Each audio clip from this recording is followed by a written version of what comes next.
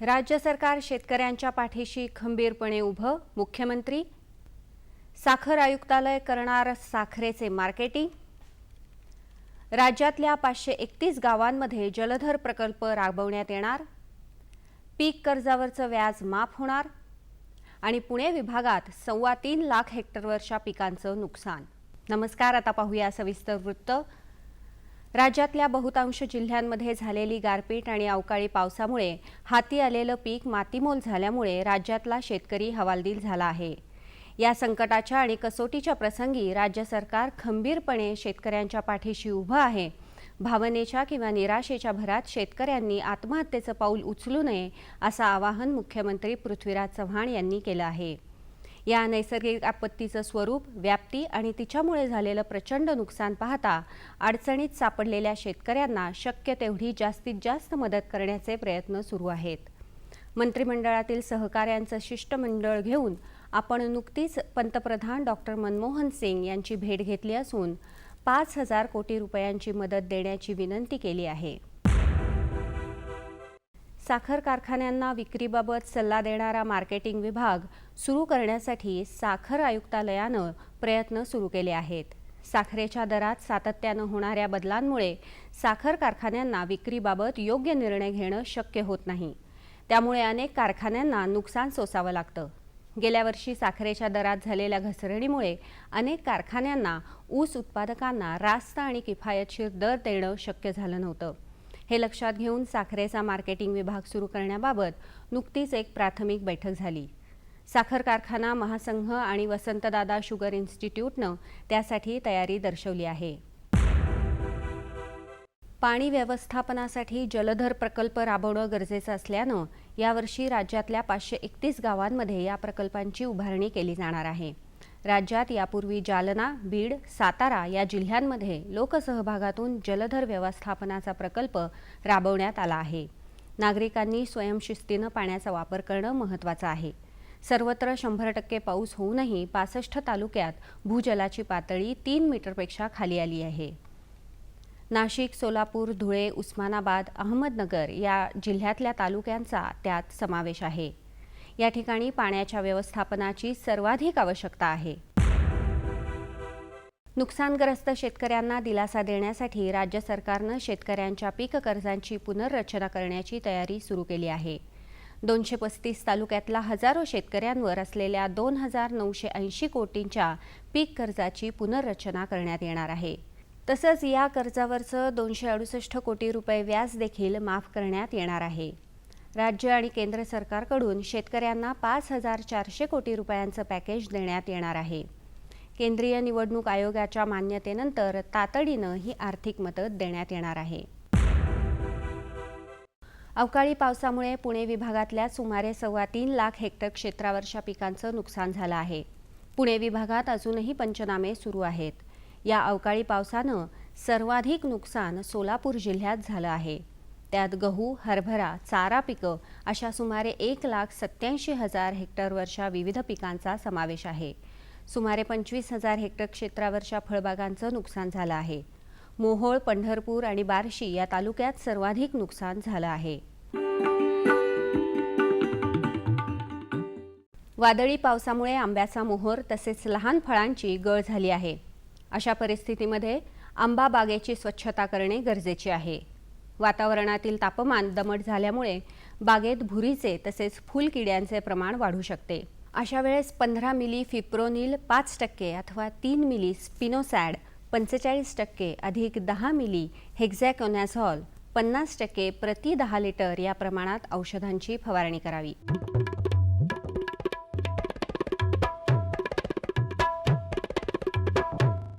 आता बघूया सोलापूर कृषी उत्पन्न बाजार समितीचे काही बाजारभाव प्रति क्विंटलचे. गहू कमाल 2,850 रुपये, किमान 1,730 रुपये. ज्वारी कमाल 1,950 रुपये, किमान 1,660 रुपये. मका कमाल 1,150 रुपये, किमान 1,150 रुपये. तांदूळ कमाल 6,000 रुपये, किमान 2,200 रुपये. हरभरा कमाल 4,400 रुपये, किमान 2,200 रुपये.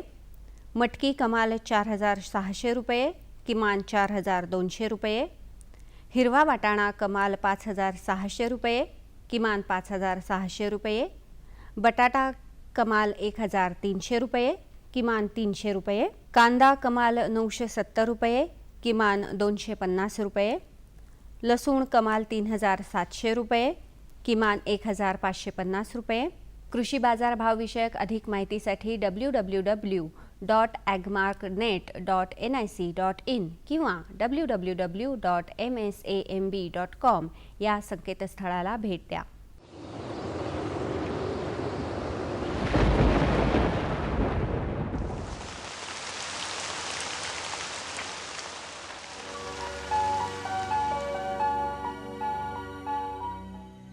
येत्या 24 तासात मराठवाड्यात तुरळक ठिकाणी पाऊस पडण्याची शक्यता आहे. त्या व्यतिरिक्त राज्यात हवामान मुख्यतः कोरडे राहील. राज्यातील काही प्रमुख शहरांचं तापमान अंश सेल्सिअसमध्ये पुढील प्रमाणे. मुंबई कमाल 34 अंश सेल्सिअस, किमान 23 अंश सेल्सिअस. पुणे कमाल 35 अंश सेल्सिअस, किमान 21 अंश सेल्सिअस. नागपूर कमाल 37 अंश सेल्सिअस, किमान 25 अंश सेल्सिअस. नाशिक कमाल 36 अंश सेल्सिअस, किमान 21 अंश सेल्सिअस. औरंगाबाद कमाल 35 अंश सेल्सिअस, किमान 24 अंश सेल्सिअस. कोल्हापूर कमाल 37 अंश सेल्सिअस, किमान 20 अंश सेल्सिअस. सांगली कमाल 36 अंश सेल्सिअस, किमान 23 अंश सेल्सिअस. सातारा कमाल 36 अंश सेल्सिअस, किमान 21 अंश सेल्सिअस. आणि सोलापूर कमाल 36 अंश सेल्सिअस आणि किमान 26 अंश सेल्सिअस राहण्याची शक्यता आहे. हवामान विषयक अधिक माहितीसाठी भारतीय हवामान विभागाच्या www.imd.gov.in या संकेतस्थळाला भेट द्या. या होत्या आजच्या कृषी वार्ता. पुन्हा भेटूया पुढील भागात. तोपर्यंत नमस्कार.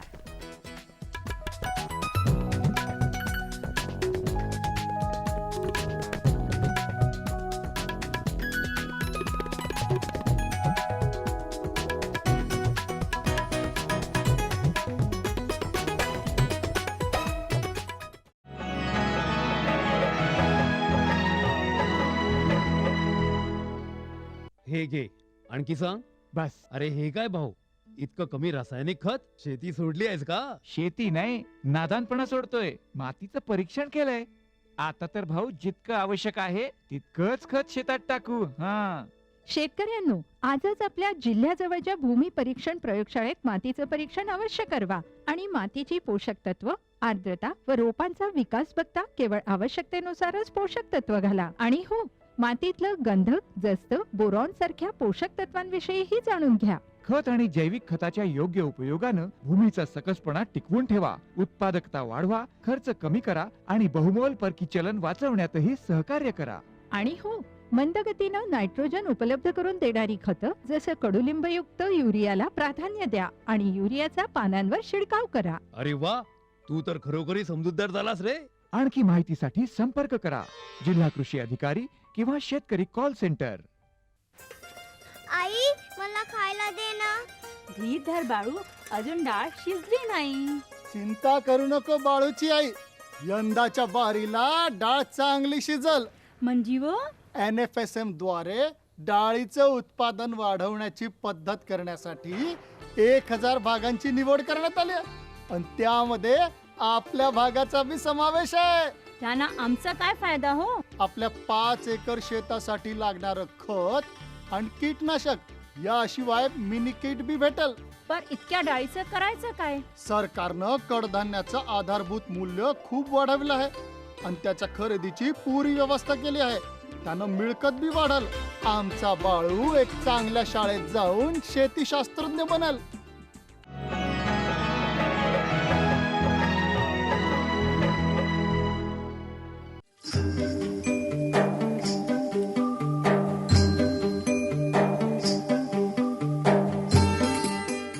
टपोरे, लाल भडक, रसाळ दाणं म्हटलं की आपल्या समोर येतं डाळिंब. डाळिंब हे चविष्ट तर आहेच, शिवाय आरोग्याला हितकारक आहे. रसाळ आणि गोड असणारं डाळिंब हे पुरेशा पाण्यावर घेतलं जाणारं फळ आहे. हे याचं खास वैशिष्ट्य आहे. म्हणूनच सांगली जिल्ह्यातील आटपाडी या दुष्काळग्रस्त भागात डाळिंब बागांची लागवड वाढत आहे. आमच्या भागाचा जर विचार केला तर पश्चिम महाराष्ट्रातला जो आमचा हा मानदेश म्हणून ओळखला जातो, हा भाग संपूर्णपणे दुष्काळी भाग. सतत 3 वर्षातनं एकदा आम्हाला दुष्काळासारख्या गंभीर समस्येला तोंड द्यावं लागतं आणि पावसाचं अत्यल्प प्रमाण असतं, कारण हा भौगोलिकदृष्ट्या पर्जन्यछायेचा प्रदेश असल्यामुळं या ठिकाणी पाऊस अतिशय कमी पडतो आणि त्यामुळं जी पारंपरिक पिकं पूर्वी आम्ही किंवा आमचे पूर्वज घ्यायचे, ज्वारी, बाजरी, मका, या पिकातून माणसाची प्रगती किंवा शेतकऱ्याची प्रगती साध्य होऊ शकत नाही. म्हणून डाळिंबासारख्या पीक आम्ही आमच्या भागामध्ये शोधलं आणि आज आमच्या दुष्काळी भागामध्ये डाळिंब हे एक आमच्या शेतकऱ्यांसाठी फार मोठं वरदान ठरलेलं आहे. डाळिंबाची लागवड करण्यासाठी माती आणि पाणी परीक्षण करून जमिनीची निवड केली जाते. डाळिंब पिकासाठी असणारे गुणधर्म असणारी कोणत्याही स्वरूपाची जमीन वापरली जाते. जमिनीमध्ये आधुनिक तंत्राच्या साहाय्याने खड्डे घेऊन त्यामध्ये भगव्या जातीच्या डाळिंब रोपाची लागवड केली जाते. डाळिंबाची लागवड साधारण आमच्या या भागामध्ये 1990 नंतर सुरू झाली आणि त्यानंतर सुरुवातीला गणेश जातीचं डाळिंब हे आमच्या भागामध्ये पिकायचं. पण 1995-96 नंतर राहुरी कृषी विद्यापीठानं भगवा जातीच्या डाळिंबाची ते बियाणं शोधलं आणि हा संकरित वाण आज आमच्या या दुष्काळी भागामध्ये मोठ्या प्रमाणात याची लागवड केली जाते. सुरुवातीला हे जे डाळिंबाचं रोप आहे हे आम्ही गुटी कलमाचं रोप लावतो. एकतर गुटीची लागण केली जाते किंवा या ठिकाणी रोप लावलं जातं. पण त्या अगोदर आम्ही सुरुवातीला आमच्या भागामध्ये असा समज होता की ते खडकाळ जमिनीमध्येच पीक चांगलं येतं. पण आज आमच्या भागातील जो शेतकरी आहे हे प्रत्येक जातीच्या जमिनीमध्ये हे पीक उत्कृष्टरित्या येतं हे आमच्यातल्या शेतकऱ्यांनी सिद्ध करून दाखवलेलं आहे. लागवड करत असताना सुरुवातीला 2.5 बाय 2.5 फुटाचे खड्डे हे आमच्या शेतजमिनीमध्ये साधारण 12 बाय 12 फूट अंतर किंवा 16 बाय 13 फूट अशा आदर्श अंतरावर आम्ही डाळिंबाची लागवड करत असतो. सुरुवातीला मजूर मिळायचे, मजुराच्या साहाय्यानं आम्ही हे खड्डे डाळिंबासाठी खोदायचो. पण अलीकडच्या काळामध्ये मजूर मिळत नाहीत आणि आधुनिक प्रकारच्या पोकलँड किंवा JCBच्या साहाय्यानं आम्ही हे खड्डे घेतो आणि खड्डे घेतल्यानंतर त्यात कुजलेला पालापाचोळा, त्यानंतर निंबोळी, पेंड, BSC पावडर आता मिळत नाही, पण फोरेट असं त्या खड्ड्यामध्ये आम्ही सुरुवातीला टाकतो. डाळिंबाची लागवड केल्यानंतर कुळवाच्या साह्याने अंतर मशागत केली जाते. पाऊस पडल्यानंतर बैलाच्या साह्याने पाळ्या घालून जमीन भुसभुशीत केली जाते. यामुळे पीक वाढ दर्जेदार होते. उन्हाळ्यामध्ये आम्ही बाग छटवून छटणीनंतर पुन्हा कुदळणी करतोय, पुन्हा शेणखत, फोरेट, सुपर फॉस्फेट घालतोय. नंतर पुन्हा बाग कट्ट बांधून घेतोय बागेचा. पुन्हा बैलाने आडवे उभे पाळ्या घालून तयार करतोय सगळं. पाण्याचं दुर्भिक्ष्य या भागात जाणवत असल्यामुळे येथील शेतकरी डाळिंब लागवडीच्या वेळीच ठिबक सिंचन करून घेतात. रोपाची लागण केल्यानंतर त्याच्या बुंध्याला कोंबडी खत, शेणखत आणि मळी एकत्र करून सोडली जाते. त्यावर ठिबकद्वारे पाणी दिलं जातं. डाळिंब पिकाला अतिशय कमी पाणी लागतं. सुरुवातीला रोपाची लागण केल्यानंतर आम्ही सिंगल ड्रिपर मारतो आणि तो बरोबर त्या रोपाच्या बुंद्यामध्ये कसा येईल आणि मग 2 दिवसातनं अगदी थोडं मोजकं एक 4-5 लिटर पाणी त्याला 2 दिवसातनं सोडतो आणि त्यामुळे ते झाड चांगलं मोठं तयार होतं. सेंद्रिय शेतीकडे आमचा कल जास्त आहे आणि त्यामुळं आमचं घरचं शेणखत, साखर कारखान्यापासून तयार केलेलं कंपोस्ट मळी, कोंबडी खत आणि NPK म्हणजे नत्र, स्फुरद, पालाश वेगवेगळ्या स्वरूपात आम्ही त्या शेणखतामध्ये, मळीमध्ये ते सगळं मिक्स करतो आणि मिक्स केल्यामुळं ते थोडे दिवस 2-3 महिने ठेवल्यानंतर पुन्हा आम्ही गरजेनुसार दर 2-3 महिन्यांनी त्या ठिकाणी ते झाडाच्या बुंद्यामध्ये ते मातीमध्ये मिक्स करून देतो. त्याचबरोबर दुसरं सांगायचं म्हणजे आम्ही स्लरी देतो. स्लरी म्हणजे जनावराचं, देशी गाईचं शेण, गोमूत्र, गूळ आणि जे कडधान्य आहे ते कडधान्य म्हणजे भरडा हे आम्ही या ठिकाणी 8 दिवस किंवा निंबोळी पेंड हे 8 दिवस आम्ही एका बॅरलमध्ये ते आंबवतो आणि दररोज ते ढवळल्यानंतर 10 दिवसातून साधारण ते चांगली स्लरी तयार होते आणि ते आम्ही 10-15 दिवसातनं 10 दिवसातनं एकदा ती स्लरी देतो. कीड आणि वाळवीपासून वाचवण्यासाठी झाड तयार झाल्यानंतर पाणी बंद करून छाटणी केली जाते. छाटणी केलेली पाने कुदळणी करून जमिनीमध्ये कुजवली जातात. त्यातून झाडाला पुरेशा प्रमाणात खाद्य मिळते. कारण हा दुष्काळी भाग असल्यामुळे या ठिकाणी वाळवीचं थोडंसं प्रमाण जास्त आहे आणि त्यामुळं आम्हाला त्यासाठी निंबोळी पेंड किंवा फोरेटसारखं क्लोरोफायरिपास त्या ठिकाणी बुंद्यामध्ये वतावं लागतं आणि त्यानंतर मग साधारणपणे 20 ते 24 महिन्यामध्ये रोप लावल्यापासून हे झाड तयार होण्यापर्यंत साधारण 2.5 वर्षाचा कालावधी लागतो आणि मग 2 वर्ष झाल्यानंतर साधारण मेमध्ये या रोपाची आम्ही पहिल्यांदा छाटणी घेतो. त्या अगोदर एक 8-10 दिवस आम्ही त्या झाडाचं पूर्णपणे पाणी जे हे पाणी बंद करतो आणि पाणी बंद केल्यानंतर मग छाटणी केली जाते. छाटणी केल्यानंतर सुरुवातीला आम्ही बोर्डो मिश्रण फवारणी करतो पहिल्यांदा आणि कुदळणी केली जाते आणि कुदळणी केल्यानंतर खतं वगैरे दिल्यानंतर त्या ठिकाणी जे पानं असतात जुनी ती पानं पडण्यासाठी आम्ही जे संजीवक इथ्रेल नावाचं संजीवक त्या ठिकाणी फवारणी केली जाते आणि त्यामुळे 100% रोपाची झाडाची पानगळ ही पूर्णपणे त्या ठिकाणी होत असते आणि पानगळ झाल्यानंतर मग त्या लगेच दुसरा स्प्रे दिला जातो. अन्नद्रव्य NPK असेल किंवा सूक्ष्म अन्नद्रव्य असतील आणि त्याचबरोबर एक चांगल्या पद्धतीचं कीटकनाशक आणि बुरशीनाशक हे पानगळ झाल्यानंतर आम्ही एक 4 दिवसाच्या 2 दिवसाच्या अंतरानं या ठिकाणी फवारणी घेत असतो.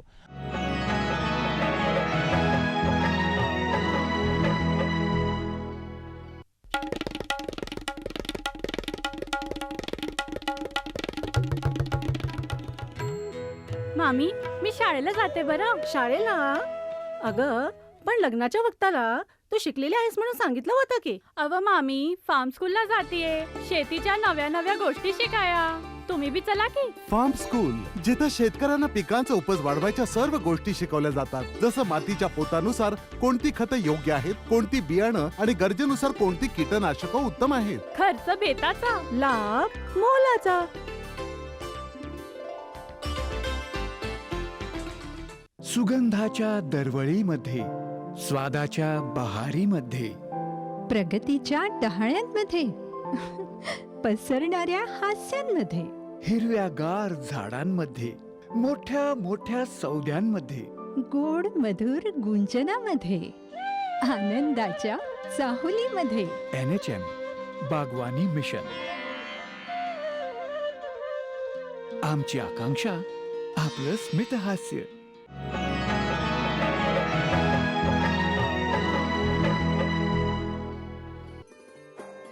डाळिंबावर तेल्या आणि मर रोगाचा प्रादुर्भाव मोठ्या प्रमाणावर होत असल्यामुळे झाडाची उत्तम निगा राखणं, औषध फवारणी वेळोवेळी करणं आवश्यक आहे.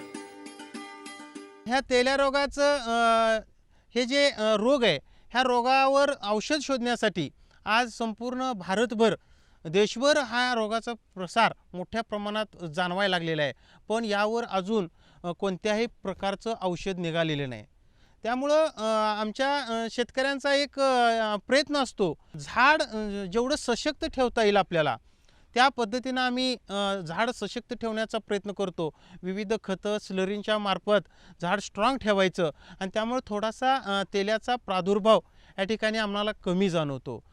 हे जे झाड आहे हे झाड उन्हाळ्यामध्ये ज्यावेळी आम्ही छाटणी करतो, छाटणी झाल्यानंतर झाडाचा जो बुंदा आहे ह्या बुंद्याला आम्ही गेरू, कॉपर, M45, क्लोरोपायरिफॉस आणि स्टिकर हे एकत्रित करतो आणि त्यामध्ये स्ट्रेप्टोसायक्लिन हे त्यामध्ये मिसळतो आणि हे मिक्स झाल्यानंतर आम्ही त्या ब्रशच्या साह्यानं झाडाच्या बुंद्याला त्या ठिकाणी आम्ही ते पेस्टिंग करतो.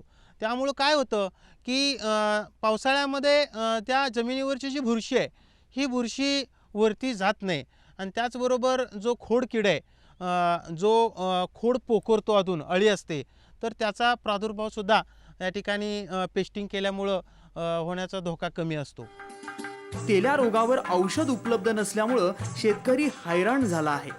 यासाठी विद्यापीठाने आणि शासनाने नवीन योजना राबवून या पिकाच्या सुधारणेसाठी संशोधन करावं आणि शेतकऱ्यांसाठी उपयुक्त योजना देऊन शेतकऱ्यांना फळ लागवड करण्यासाठी मदत करावी असं शेतकरी सुचवतात. मर रोगामुळे बऱ्याच शेतकऱ्यांच्या बागा उद्ध्वस्त व्हायला लागले. तर याच्यावर विद्यापीठाने अजून प्रयत्न करणं गरजेचं आहे. पहिला आपला 100% अनुदानाचं जे डाळिंबासाठी शासनाची योजना होती ती शासनानं आता बंद करून रोजगार हमी खाली घेतलेली आहे. रोजगार हमी खाली घेतल्यामुळे शेतकऱ्यांना बऱ्याचशा अडचणी यायला लागलेत. त्यामुळे शेतकरी त्या अनुदानापासून वंचित राहायला लागलेत. तरी जी मूळची योजना होती त्या पद्धतीने योजना चालू करणं गरजेचं आहे. डाळिंब हे दुष्काळी भागातलं वरदान ठरलेलं फळ आहे, परंतु त्याला प्रत्येक शेतकऱ्याला त्याच्या सोयीसाठी पॅकिंग शेड मिळालं पाहिजे. त्याच्यानंतर तालुक्याच्या ठिकाणी एक माती परीक्षण केंद्र मिळालं पाहिजे. आज गैरसोय होते, जिल्ह्याच्या ठिकाणी जावं लागते, शेतकरी जात नाहीत. त्याच्यामुळं बरंचसं त्याचं अनालिसिस होत नाही. माती परीक्षण होत नाही, पानाचं परीक्षण होत नाही, काडीचं होत नाही. द्राक्षात जसं संशोधन झालं आहे त्या पद्धतीनं डाळिंबात संशोधन होणं गरजेचं आहे. डाळिंब पिकाच्या हस्त आणि मृग बहाराचे उत्पादन पहिल्या तोडीच्या वेळी 4 ते 5 टन मिळते. दुसऱ्या किंवा त्याच्या पुढच्या तोडीपासून 9 ते 10 टन उत्पादन मिळते. साधारणपणे झाडाचं वय 28 महिने झाल्यानंतर आमचा पहिला तोडा या ठिकाणी मिळतो आम्हाला. पहिल्या वर्षी जे उत्पन्न आहे ते साधारणपणे एक झाड हे आम्हाला 10 ते 15 किलो डाळिंब हे एका झाडापासून मिळतं. आणि साधारणपणे जर आपण शास्त्रीयदृष्ट्या विचार केला तर 1 एकरामध्ये 300 झाडं बसतात. आणि ह्या 300 झाडाचं म्हणजे 300 गुणिले 15 साधारणपणे 4-4.5 टन हे सुरुवातीला आम्हाला 1 एकरामध्ये उत्पन्न निघतं. आणि त्यानंतर मग दरवर्षी झाडाचा विस्तार वाढतो, झाड मोठं होतं, तसं त्यामध्ये भर पडत जाते. आज आमची जी झाडं आहेत ही साधारणपणे 8वं पीक आहे आमचं. आणि 8व्या पिकामध्ये आम्हाला 30 ते 35 किलो एका झाडापासून फळांचं ॲव्हरेज मिळतं. आणि त्यामुळं एकरामध्ये 9 ते 10 टन डाळिंब आम्हाला या ठिकाणी मिळतं. मग हे जे 9 ते 10 टन डाळिंबाचं जे उत्पादन आहे यामध्ये सगळाच माल हा एक्सपोर्ट होत नाही. जे फळ चांगलं आहे, सफरचंदासारखं त्याला कुठल्याही प्रकारचा स्पॉट नाही, काही नाही, तर असं हे फळ हे एक्सपोर्ट होतं. आणि त्यानंतर साधारणपणे 50% फळं हे आमची एक्सपोर्ट होतात. आणि राहिलेली 50% हे आम्ही आपल्या देशाच्या मग दिल्ली असेल, नागपूर असेल, मद्रास असेल, कलकत्ता असेल अशा मार्केटमध्ये या ठिकाणी ही फळं जातात. उत्पादनात विक्रमी वाढ झाल्यामुळं येथील शेतकरी डाळिंबाची निर्यात करत आहे. त्यामुळे शेतकऱ्यांना उत्कृष्ट भाव मिळतो. काही शेतकरी डाळिंब फळ शेतातूनच विकतात. देशभरातून अनेक व्यापारी आटपाडीला जाऊन डाळिंबांची रोखीने खरेदी करतात. त्यामुळे शेतकऱ्यांना आर्थिक फायदा मोठ्या प्रमाणात होत आहे. या आर्थिक संपन्नतेमुळे येथील शेतकरी विकासाच्या दृष्टीने पाऊल टाकत सुखी जीवन जगण्याकडे वाटचाल करत आहे.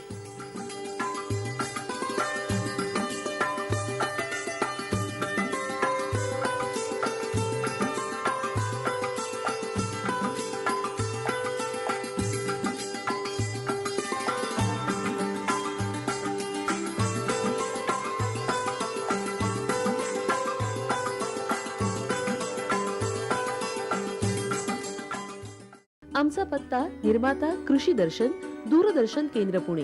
आमचे ईमेल ID असे आहे ddkpunekrshi@hotmail.com आणि ddkpunekrshi@rediffmail.com.